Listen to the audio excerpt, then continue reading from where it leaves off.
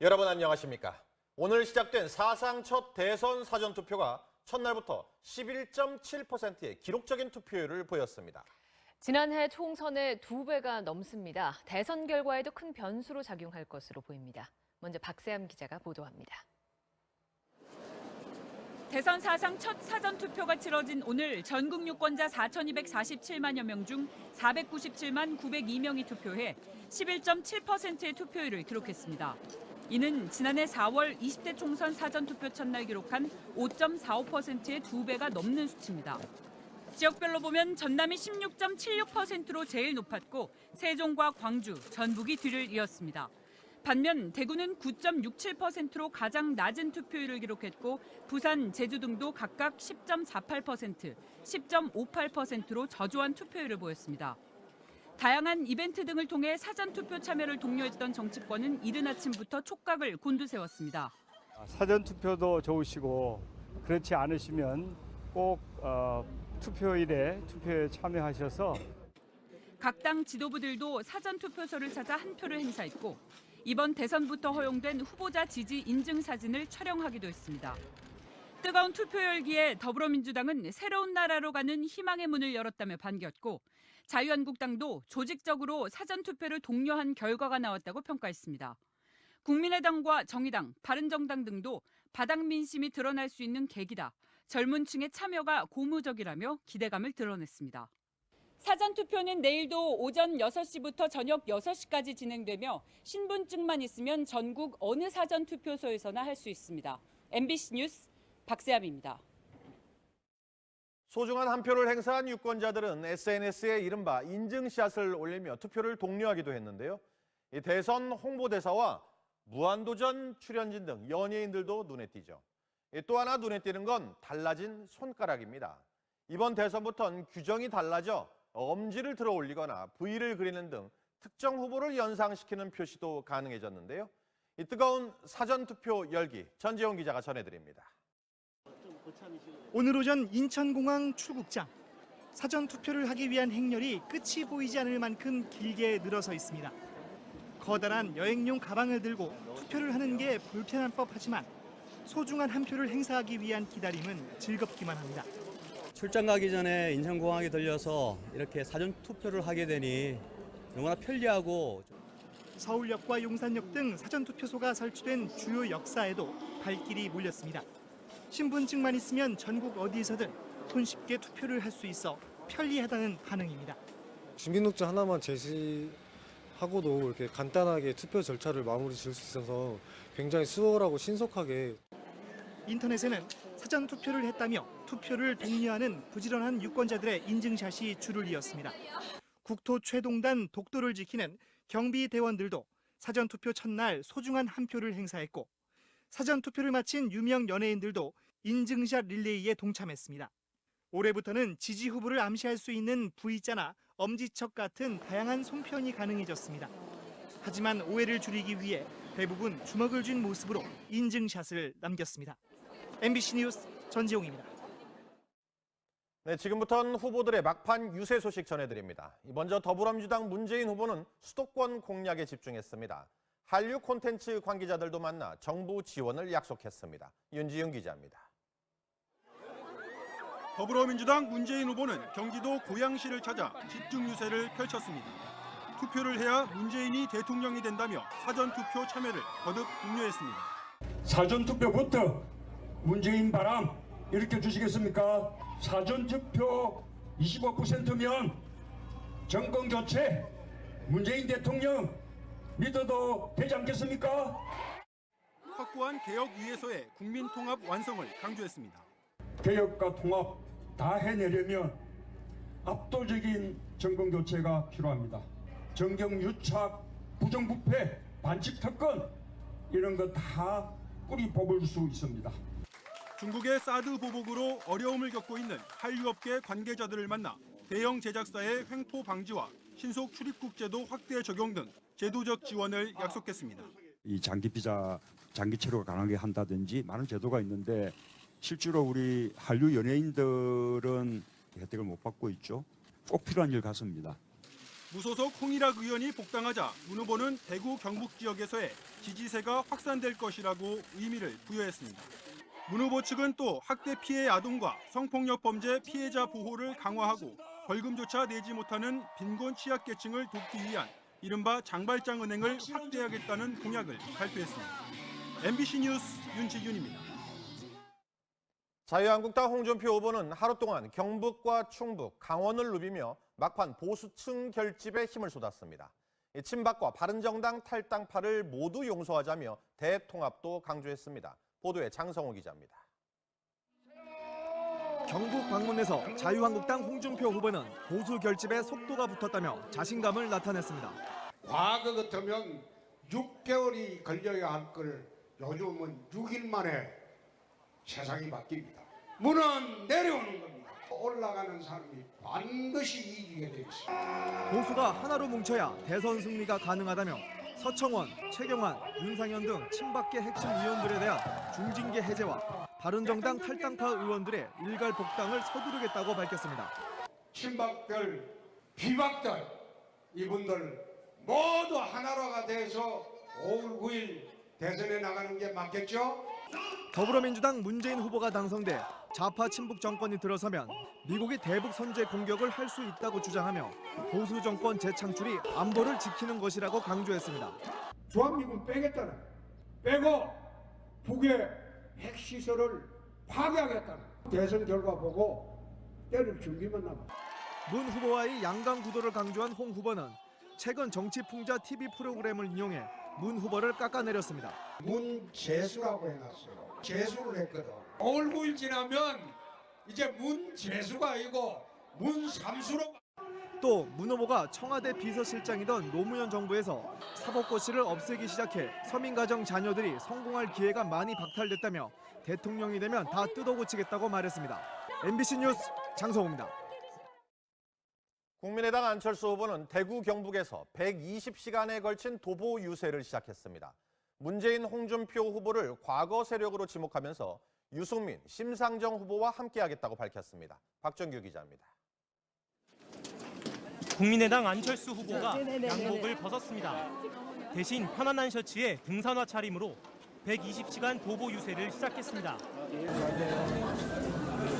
보수의 텃밭인 대구 경북 표심 공략에 나선 안 후보는 문재인과 홍준표 후보를 싸잡아 비난하며 유권자들의 지지를 호소했습니다.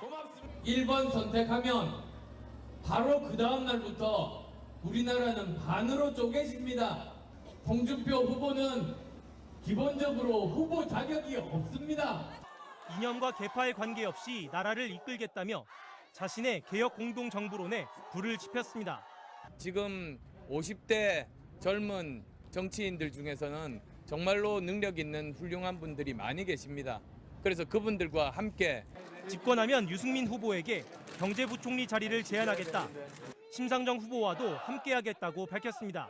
유승민 후보와 저는 경제 분야에 대해서 생각이 같음이 확인되었습니다.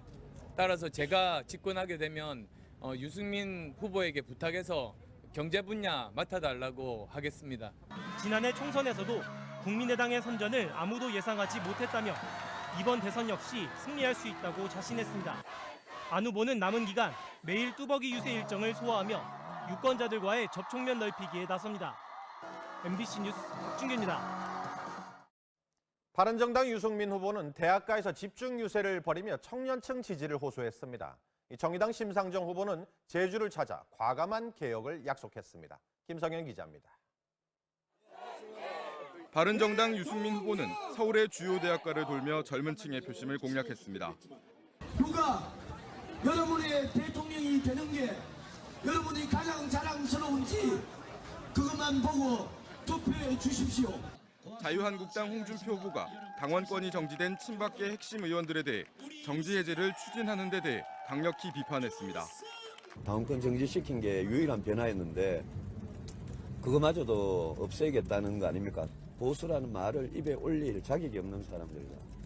소속 의원들의 집단 탈당 이후 오히려 후원금이 답지 않은 등 자신의 진심을 알아주는 것 같다며 완주 방침을 거듭 밝혔습니다. 제주로 건너간 정의당 심상정 후보는 4.3 특별법을 제정해 희생자들과 유족에게 완전한 명예 회복과 보상이 이뤄질 수 있도록 하겠다고 약속했습니다. 자유한국당 홍준표 후보를 공격하며 정치 구도 재편을 위해서라도 자신을 밀어달라고 호소했습니다. 심상정이 홍준표를 잡는 게 적폐청산 아닙니까, 여러분? 정의당 대신 자신들에게 표를 몰아줄 것을 당부했던 민주당의 행태도 비판했습니다. 큰 가게에서 작은 가게로 손님이 몰린다고 가게 문 앞에서 방해하면 그거는 뭡니까? 그게 바로 갑질인 거예요. MBC 뉴스 김성현입니다. 세월호 인양 지원이 차기 정권과의 거래일 수 있다는 SBS 보도에 대해 해양수산부 장관이 공식 부인했습니다. SBS 보도에 인용된 해수부 공무원은 입사 3년 차의 7급 공무원이라고 밝혔습니다. 조현용 기자입니다. 논란이 확산되자 해양수산부는 장관이 직접 해명에 나섰습니다. 세월호 인양이 지연된 이후에 정치적 고려나 거래는 없었다는 겁니다. SBS 보도에 등장한 해수부 공무원은 어제 오후 자진 신고했으며 입사 3년 차의 7급 공무원이라고 밝혔습니다. 인양 과정이나 정부 조직 개편 등에 대하여 책임 있는 답변을 해줄 수 있는 위치는 전혀 아닌 것으로 보고 있습니다.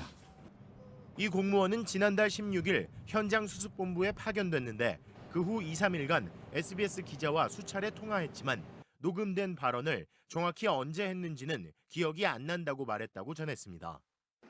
문제가 된 문재인 후보에게 바쳤다는 발언은 당시 보도된 해수부 조직 확대에 대한 인터넷 뉴스를 보고 개인적인 의견을 말한 거라고 해명했습니다.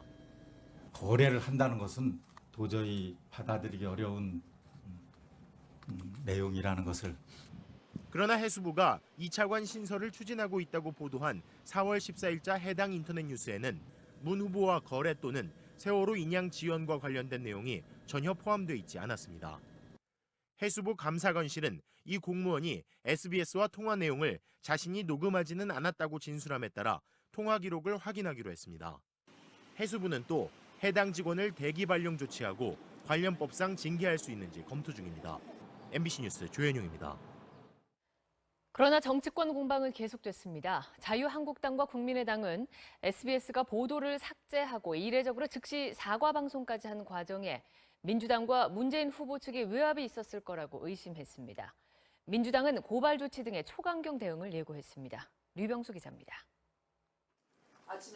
더불어민주당은 해당 보도 인용은 물론 온라인 댓글을 다는 행위도 허위사실 공표로 고발하겠다며 초강경 대응 방침을 밝혔습니다.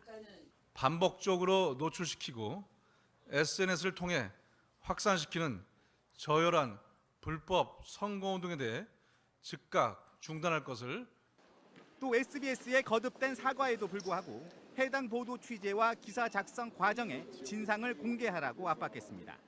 취재 기자의 기사를 누가 어떠한 이유로 어느 부분을 삭제하였는지. 자유한국당은 이틀째 SBS를 항의 방문해 해당 보도를 삭제한 경위와 메인 뉴스에서 이례적 사과 방송을 한 이유를 추궁했습니다. 이 과정에서 SBS 언론 노조가 막아서며 양측이 충돌하기도 했습니다.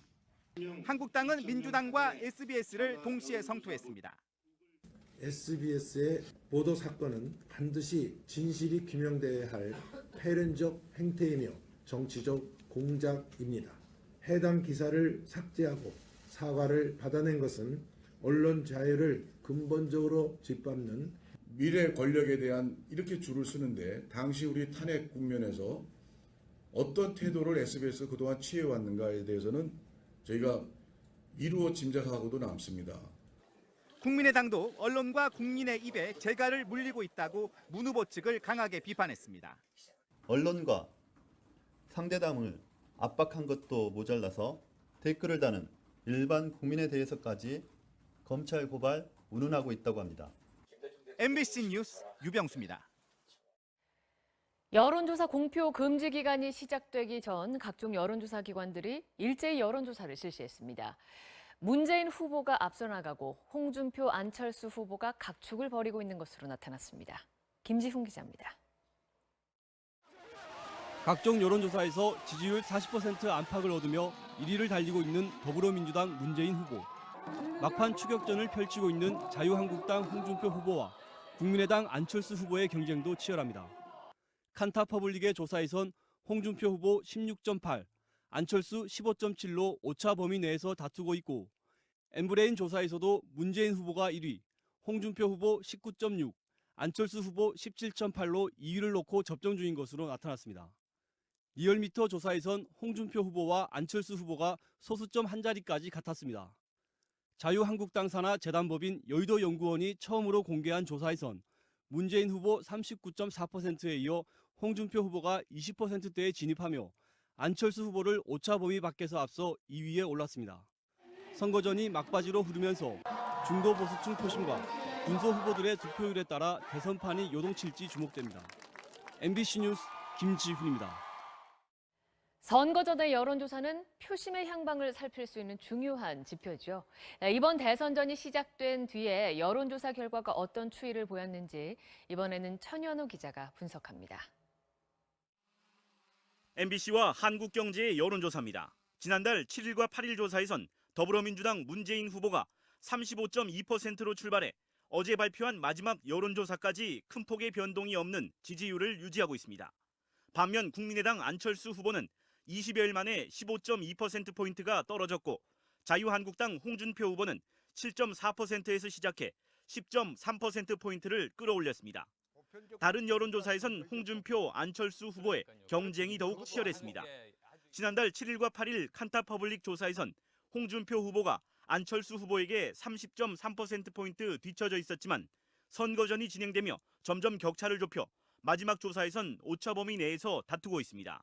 자유한국당 홍준표 후보의 지지율이 상승 국면 속에서 끝이 났기 때문에 중도 보수층을 결집시키면서 조금 더 추가 상승 여력이 있는지 이 부분이 좀 더 관심이 되고 있습니다. 리얼미터 조사에선 문재인 후보가 20%포인트 이상 2위와 격차를 벌렸고 홍준표, 안철수 후보는 상승과 하락이 교차하며 동률을 이뤘습니다. 엠브레인 조사도 비슷한 양상으로 나타난 가운데 여론조사 공표가 금지된 깜깜이 선거 기간 동안 보수층의 결집과 중도 표심의 흐름이 최종 변수로 작용할 전망입니다. MBC 뉴스 천현우입니다. 대선 여론조사 공표 금지 기간에 들어가면서 선거 결과를 예측하는 방법으로 이른바 빅데이터 분석이 관심을 받고 있습니다. 이 디지털 환경에서 만들어지는 엄청난 양의 데이터를 분석해 그중에 의미 있는 정보를 찾아내는 건데요. 후보들마다 각자 자신들이 유리하다고 주장을 하고 있는데요. 꼼꼼히 살펴봤습니다. 이재민 기자입니다. 빅데이터로 보면 안철수 후보가 문재인 후보를 앞선다며 숨은 민심이 있다고 주장하는 국민의당. 저는 무친표가 15%가 있다는 것을 단언합니다. 더불어민주당은 사실이 아니라고 반박합니다. 팩트체크한 결과 안철수 후보의 측의 주장은 거짓입니다. 자유한국당도 홍준표 후보가 우위에 있다며 빅데이터를 적극적으로 인용합니다. 전 지역에 홍준표 후보가 압도적 지금 1위를 차지하고 있다. 각 후보 측은 인터넷 사용자들이 구글에서 검색한 횟수의 추세를 보여주는 구글 트렌드를 근거로 삼고 있습니다. 국민의당은 한 달 기준으로, 민주당과 한국당은 하루 기준으로 자기 후보가 가장 높은 수치를 제시했습니다. 실제 주요 대선 후보 5명을 비교했더니 하루 기준으론 문 후보가 다소 앞서며 홍 후보와 엎치락뒤치락하는 모습입니다. 일주일 평균에선 문 후보가 1위, 홍 후보가 2위지만 TV토론회가 열린 날은 홍 후보와 정의당 심상정 후보가 두드러집니다. 한 달 기준으로 보면 지난달 초순에는 안 후보, 중순부터는 문 후보가 우세하고 홍 후보의 상승세도 보입니다. 각 후보 측이 내세운 수치는 저마다 유리한 부분을 선택했다는 지적입니다. 게다가 관심도는 문 후보의 동성애, 홍 후보의 돼지 흥분제, 안 후보의 조폭처럼 부정적인 검색어로도 올라갑니다. 해당 수치를 지지도로 오해해서는 안 되는 이유입니다. 단순히 게시된 글의 숫자라든지 그걸 보고 선거 결과를 예측하는 것은 매우 좀 위험한 발상이다. 주로 젊은 층이 많이 쓰는 소셜미디어 빅데이터가 전체 유권자를 대변하지 못한다는 문제도 제기됩니다. MBC 뉴스 이재문입니다.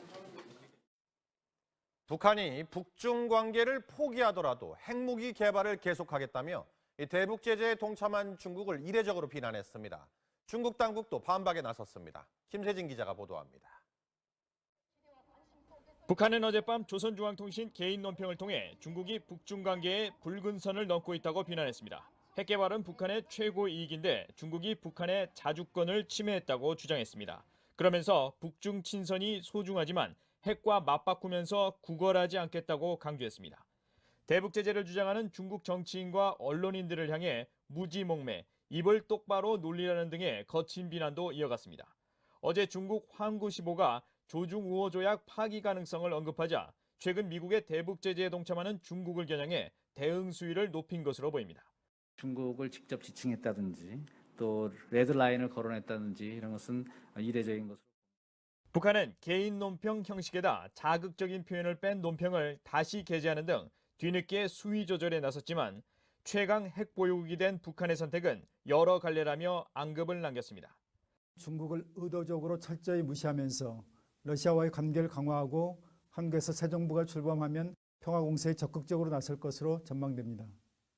중국 외교부는 잘못한 게 없다며 이례적으로 맞대응했습니다. 中方始终秉持客观公正的立场，按照事情的是非曲直加以判断处理有关问题。 또 한반도 핵 문제와 북중 우호 관계에 일관되고 명확한 입장을 유지하고 있다고 강조했습니다. MBC 뉴스 김세진입니다. 이런 가운데 틸러슨 미 국무장관은 대북한 전략을 아직 20% 정도밖에 쓰지 않았다면서 추가 대북 제재를 가하겠다고 압박했습니다. 국제사회엔 유엔 안보리 결의를 확실히 이행하라고 경고했습니다. 워싱턴 현원섭 특파원입니다. 북한 문제를 주제로 직원들 앞에 나선 틸러슨 미 국무장관. 미국은 대북 전략의 20에서 25%, 대북 압박에 5, 6단계에 머물러 있다고 현 상황을 평가했습니다. 아직 북한을 제대로 압박하지 않았으며 따라서 곧 본격적인 대북 제재를 가하겠다는 강한 의지를 밝힌 것입니다. Your future security and economic prosperity can only be achieved through your following your commitments to denuclearize. 틸러슨은 또 유엔의 대북 제재 결의를 확실히 이행하라고 국제사회에 촉구했습니다. 대북 제재를 게을리하거나 북한에 협조하는 기업과 개인에겐 직접 제3자 제재를 가하겠다고 경고했습니다. 무엇보다 중국을 겨냥한 것으로 해석됩니다. Violating these sanctions, we're going to contact you. We're going to ask you to take care of it. 대북 군사행동 가능성도 지속적으로 거론되고 있습니다. 토머스 미 통합특수전 사령관은 한반도 유사시 북한의 핵과 미사일 등 대량 살상무기 시설을 타격해 무력화시킬 준비가 돼 있다고 강조했습니다. 미 공군은 일주일 새 2차례나 북한까지 보낼 수 있는 ICBM을 시험 발사해 대북 경고용이란 관측이 나왔습니다. 미 하원은 오늘 북한의 핵 개발 자금 차단을 주 내용으로 하는 새 대북 제재 법안을 통과시킬 예정입니다. 워싱턴에서 MBC 뉴스 현원섭입니다. 코스피 지수가 오늘 2240선을 넘어서며 사상 최고치를 기록했습니다. 최근 우리 수출의 증가세와 밤사이 전해진 미국의 금리 동결 소식이 외국인 투자자들의 이른바 바이코리아 행진으로 이어졌습니다. 조국현 기자입니다. 코스피 지수는 전날보다 21포인트 이상 오른 2241로 장을 마쳤습니다. 코스피 개장 62년 만에 최고치로 종가 기준으로는 2011년 5월 2일에 2228을 12포인트 이상 경신했고 같은 해 4월 26일에 장중 최고치 기록 역시 한꺼번에 갈아치웠습니다. 증시 상승의 원동력은 오늘 하루만 3,614억 원어치를 사들인 외국인 투자자들의 매수세였습니다. 어젯밤 미국 연방준비제도가 5월 기준금리를 동결시키면서 시장의 불확실성이 크게 줄어들었기 때문입니다. 우리 증시의 상승세를 이끈 기업은 삼성전자, SK하이닉스 등이었습니다. 삼성전자는 227만 원으로 역대 최고가를 기록했고 SK하이닉스와 현대차, 네이버도 동반 상승하며 지수 상승에 힘을 보탰습니다. 소비심리 개선 추세가 단기적으로 증시 상승을 이끈 다음에 이를 실물 개선까지 확인하는 데에는 시간이 다소 필요하기 때문에 3분기보다는 4분기를 더욱 긍정적으로 보고 있습니다. 전문가들은 대선 이후 내수 부양책을 통해 국내 소비가 살아난다면 올해 안에 2,300선 돌파도 가능할 것으로 전망했습니다. MBC 뉴스 조국현입니다. 삼성과 애플을 바짝 추격하고 있는 중국 스마트폰이 중저가 이미지를 벗어나 프리미엄폰 시장까지 넘보고 있습니다. 그런데 야심차게 출시한 최신 스마트폰이 품질 논란에 휩싸였는데 반도체 기술 때문이라고 합니다. 조윤정 기자가 취재했습니다. 지난달 출시된 중국 화웨이의 스마트폰 P10. 듀얼 카메라에 다양한 색상을 앞세워 중저가 폰이 아닌 고급 폰 시장에 도전장을 던졌습니다. P10 and P10 Plus, we bring you art of craftsmanship, photography and technologies. 화웨이는 최근 삼성을 상대로 특허 소송에서 첫 승까지 거두며 짝퉁에서 벗어나 라이벌 이미지까지 구축하고 있습니다. 三星中国投资有限公司等3被告构成对华为终端有限公司的专利侵权。 그런데 야심차게 출시한 P10이 폰에 따라 속도가 다른 걸로 나타나면서 소비자들의 불만이 쏟아지고 있습니다. 동시에 버튼을 눌렀지만 한쪽 작업이 다 끝난 뒤에도 다른 한쪽은 작업이 계속됩니다. P10엔 세 종류의 반도체가 사용됐는데 어떤 걸 썼느냐에 따라 속도의 차이가 나는 겁니다. 스마트폰에 들어가는 메모리 반도체는 삼성전자와 SK하이닉스가 전 세계 수요의 절반가량을 생산하는데 중국 내에선 자체 수급이 안 돼 이런 문제가 생긴 겁니다. 중국 정부가 어떻게 인력을 양성하냐에 따라서 메모리 반도체 성패가 달려있다고 보고 있는데 그래도 5년까지는 따라오기는 어려울 거예요. 최대 규모의 평택 공장을 곧 가동할 예정인 삼성은 반도체 시장의 절대 강자 인텔을 제칠 거란 전망까지 나오고 있고 내친 김에 시장 지배력을 더 키우겠다는 SK하이닉스는 최근 매물로 나온 도시바 인수전에 뛰어들었습니다. MBC 뉴스 조윤정입니다. 북한이 지난해 우리나라로 망명한 태영호 전 주영공사의 가족을 처음으로 서방 언론을 통해 공개했습니다. 트럼프 행정부의 북미 대화 가능성이 엿보이는 상황에서 자신들이 인권을 존중하는 정상적 국가라는 점을 강변하려는 의도로 해석됩니다. 이상민 기자입니다. 미국 CNN 방송이 평양에서 태영호 전 영국 주재 북한 공사의 누나와 남동생을 인터뷰했습니다. 지난해 8월 태정 공사가 우리나라로 망명한 후 북한이 그의 가족을 공개적으로 드러낸 것은 이번이 처음입니다. CNN은 이번 인터뷰가 북한 정부의 주선으로 이뤄졌다며 의도적인 노출임을 시사했습니다. 태전 공사의 누나인 태용란 씨는 탈북자의 가족이 노동수용소로 보내진다는 태정 공사의 말은 거짓이라고 주장했습니다. 프로 악선전입니다. 목을 잘라서 단둘이 넣으려는데 시원처럼. 트럼프 미국 대통령이 언급한 북미 대화 가능성을 염두에 두고 북한의 인권 문제가 없다는 점을 강조하려는 전략인 것으로 풀이됩니다. 김정은 체제가 정상적이고 미국과 대화를 앞으로 할 수도 있다. 이것을 보여주는 그런 차원에서의 CNN과의 인터뷰라고 볼 수 있겠습니다. 동생인 태영도 씨는 태전 공사가 남한의 선전도구로 전락했으며 가족에게 수치만을 안겨줬다고 비난했습니다. 또 태전 공사를 모든 가족이 용서하지 않을 것이라며 짐승만도 못한 더러운 인간이라고 말했습니다. 이와 함께 북한은 지난해 4월 집단 탈북한 유경식당 여성 종업원들의 가족도 CNN에 보여줬습니다. 이들은 자신들의 딸이 남한에 납치됐다며 하루빨리 돌려보내달라는 주장을 되풀이했습니다. MBC 뉴스 이상민입니다.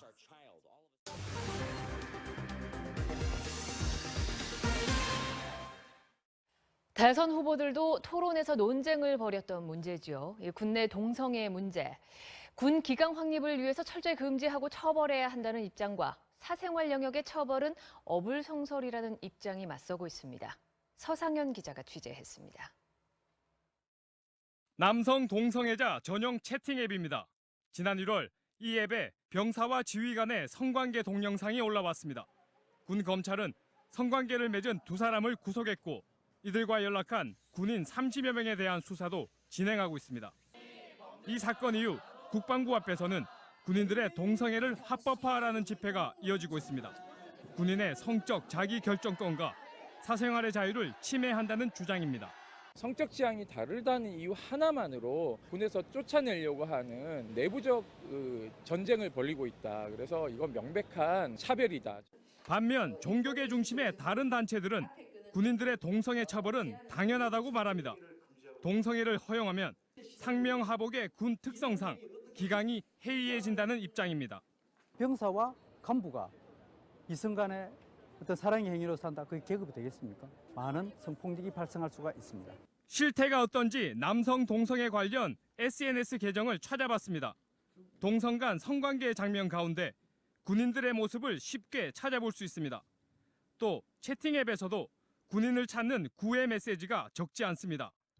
군은 군인 간의 동성애를 철저하게 단속한다는 방침이지만 휴가를 나와 동성애를 해도 막을 방법이 없는 겁니다. 하지만 군인이 동성 간 성관계를 하다 적발되면 2년 이하의 징역에 처해집니다.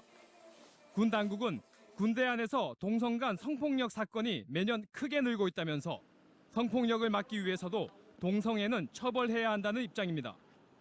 반면 군내 동성애 금지 조항이 헌법에 위배된다는 주장과 함께 지난달 인천지법 이현진 판사가 위헌 심판을 제청한 상태여서 군내 동성애 논란은 쉽게 가라앉지 않을 것으로 보입니다. MBC 뉴스 서상현입니다. 난임 걱정이란 게 성인들만의 문제인 줄 알았는데 난임을 유발할 수 있는 난소 질환 때문에 병원을 찾는 10대 청소년들이 최근 급증하고 있습니다. 이준희 기자입니다. 1년 넘게 제때 생리를 한 적이 없는 이 고등학생은 최근 다낭성 난소증후군 진단을 받았습니다. 약간 특이 증상 같은 것도 안 나타나고 그렇다고 몸이 아픈 것도 아니고. 이 여학생 역시 생리불순이 점점 심해지더니 결국 같은 진단이 나왔습니다. 2달 건너뛸 때도 있고 제 친구들도 좀 그런 것 같아요. 다낭성 난소증후군이란 난자를 싸고 있는 난포가 12개 이상으로 정상 난소와 비교해 과도하게 많은 상태를 말합니다. 통상 서너 개의 난포 중 하나만 배란이 가능한 성장 난포가 되는데 난포 수가 많은 경우는 성장 난포가 정해지지 않아 정상적인 배란이 되지 않고 결국 생리가 불규칙해집니다. 전체 환자 수가 2006년 12,000명에서 지난해 35,000명으로 늘었는데 특히 10대에서 4배나 증가했습니다. 유전적인 요인과 함께 청소년들의 생활 습관이 여성 호르몬 분비에 영향을 미치기 때문으로 추정됩니다. 서구화된 식습관과 운동 부족 그리고 학업 스트레스 증가가 일반적이기 때문에 증가하는 것으로. 운동이나 식이요법, 호르몬 치료로 증상이 호전될 수 있지만 내버려두면 난임의 씨앗이 될 수 있습니다. 생리불순이 오래 방치됐을 경우에 발생하는 자궁 내막 질환이 착상 장애 같은 또 다른 난임의 원인을 난소 질환 등으로 비롯된 전체 여성 난임 환자는 지난해 15만 4천 명으로 10년 사이 20% 넘게 늘었습니다. MBC 뉴스 이준입니다.